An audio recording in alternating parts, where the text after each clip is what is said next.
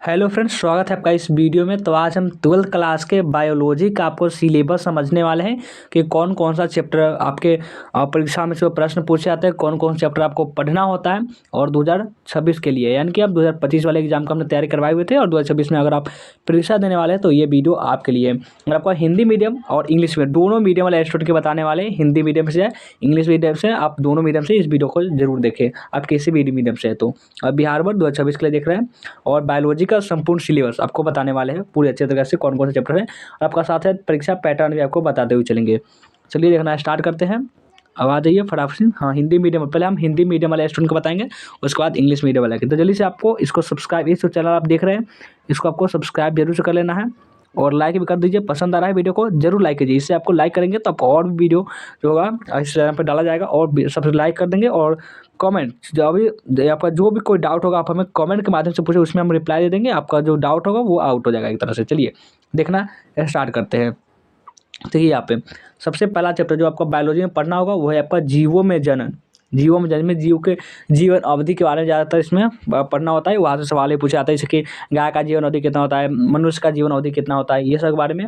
और दूसरा पुष्पी पादपों में लैंगिक प्रजनन की पुष्प की संरचना के बारे में जैसे कि अड़हुल का फूल हो गया, यानी कि बहुत सारे फूल होते हैं, उसके जो कैसे प्रकार होते हैं, कौन से भाग को क्या कहा जाता है उसके बारे में पढ़ना होता है। और तीसरा चैप्टर मानव प्रजनन, इसके मानव के रोग के बारे में पढ़ना होता है। मानव में कैसे जनन किया जाता है, कैसे संतान की उत्पत्ति होती है, कैसे वीर्य बनता है, कैसे संकलन होता है, इस सब के बारे में पूरे अच्छे तरीके से इसमें आपको बताया जाता है। यानी कि आपका जो मानव जो जनन या प्रजनन ये चैप्टर होता है। चौथा है कि जनन स्वास्थ्य, इसमें आपको स्वास्थ्य समझ दिया जाता है कि मानव जनसंख्या कितनी बढ़ी हुई है, इसके बारे में बताया जाएगा। और पाँचवा चैप्टर है वंशागति और विविधता का सिद्धांत आपको पढ़ना होता है।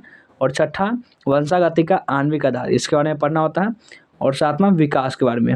और आठवां मानव स्वास्थ्य एवं रोग, यानी कि इसमें आपको इतना रोग का में ऑनर मिलेगा जिसमें आपको पूरे आपको अपने नॉलेज को बहुत ज़्यादा गेन करेगा और प्रश्न पूछा जाता है। और नौवां खाद्य उत्पादन में वृद्धि की कार्यनीति, ये आपका चैप्टर पढ़ना होता है। और 10वां मानव कल्याण में सूक्ष्म जीव। और 11वां की जैव प्रौद्योगिकी सिद्धांत एवं प्रक्रम। और 12वां जो चैप्टर है वो जैव प्रौद्योगिकी एवं उसके उपयोग। और 13वां चैप्टर है जीव और समष्टियाँ। और 14 नंबर जो चैप्टर है यह पारिस्थितिक तंत्र। 15 जैव विविधता एवं संरक्षण। और 16 में पर्यावरण मुद्दे। तो कुल मिलाकर ये 16 चैप्टर था आपका। ये कितना आपका बायोलॉजी में 16 चैप्टर था आपका ये बायोलॉजी में। अब चलिए इंग्लिश मीडियम वाले स्टूडेंट का भी बताते हैं, उसके बाद परीक्षा पैटर्न के बारे में समझेंगे। अब आइए इंग्लिश मीडियम वाले स्टूडेंट तैयार हो जाइए समझने के लिए। और 12th बायोलॉजी में देखिए पहला चैप्टर जो आपको पढ़ना होगा वो है आपको, अब यहाँ पर ऑब्जेक्टिव क्यों लिखा गया, ये मिस्टेक से लिखा गया, इस पर थोड़ा सा आप ध्यान ना ही दे तो ज़्यादा बेहतर होगा। देखिए यहाँ पे क्या है कि सबसे पहला जो चैप्टर आपको पढ़ना होगा वो है आपका रिप्रोडक्शन इन ऑर्गेनिज्म। और दूसरा chapter sexual reproduction of flooring plants. और तीसरा वुमेन रिप्रोडक्शन, यानी कि मानव प्रजनन या फिर जनन। और चौथा जो चैप्टर आपको पढ़ना होगा कि रिप्रोडक्टिव हेल्थ। और पाँचवा प्रिंसिपल्स ऑफ इनहेरिटेंस वेरिएशन। और छठा मोलिकुलर बेसिस ऑफ इनहेरिटेंस। और सातवां जो चैप्टर जो आपको पढ़ना होगा वो आके इवोल्यूशन। और आठवां ह्यूमन हेल्थ और डिजीज। चलिए आगे देखते हैं। और भी आपका 9वां चैप्टर है कि strategy for enhancement in food production, यानी कि खाद्य संसाधन में वृद्धि कार्यनीति, ये सब। और 10वां जो आपका चैप्टर है ये इसमें आपको क्या पढ़ना होगा कि माइक्रोब्स इन ह्यूमन वेलफेयर।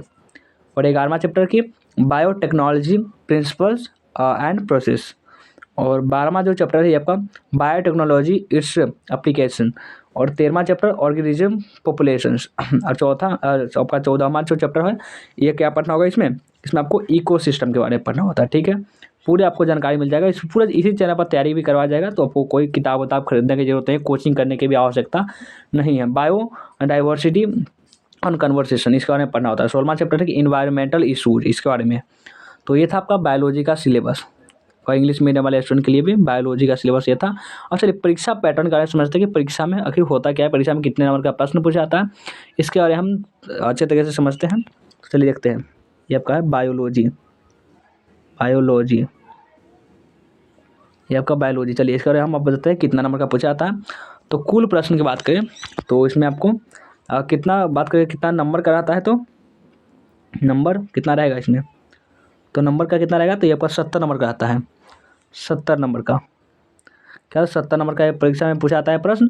और इसमें 70 नंबर में से क्या क्या रहता है तो बताते हैं। इसमें MCQ रहता है, MCQ तो ये आपका आता है कितना कितना बना रहे 35 नंबर का आपको MCQ रहेगा। और आपका जो सब्जेक्टिव के प्रश्न की बात करें, सब्जेक्टिव, तो सब्जेक्टिव जो रहेगा वो आपका 20 नंबर का रहेगा सब्जेक्टिव। अब आपका ये हो गया, आप बच गया आपका लॉन्ग क्वेश्चन। तो आपका लॉन्ग क्वेश्चन रहेगा कितना नंबर का, लॉन्ग क्वेश्चन जो आपका रहेगा लॉन्ग क्वेश्चन, वो आपका लॉन्ग क्वेश्चन रहने वाला है 15 नंबर का। तो ये आपका मिला के हो जाता है कितना, ये मिला कर आपका हो जाता है 70 मार्क्स। तो ये हो गया आपका बायोलॉजी का कि इस प्रकार से आपका पूछा जाएगा। तो ये था आपका बायोलॉजी का। इस तरह से हम अपने फिजिक्स केमिस्ट्री सभी को बताए हुए, जिसका लिंक आपको डिस्क्रिप्शन में मिल जाएगा, आप जाकर देख सकते हैं। कैसा लगा आज का वीडियो हमें कमेंट करके जरूर बताएंगे। वीडियो को लाइक नहीं किए हो लाइक कर देंगे, शेयर कर देंगे। जो भी नए बच्चे होंगे इस चैनल को सब्सक्राइब भी कर लेंगे।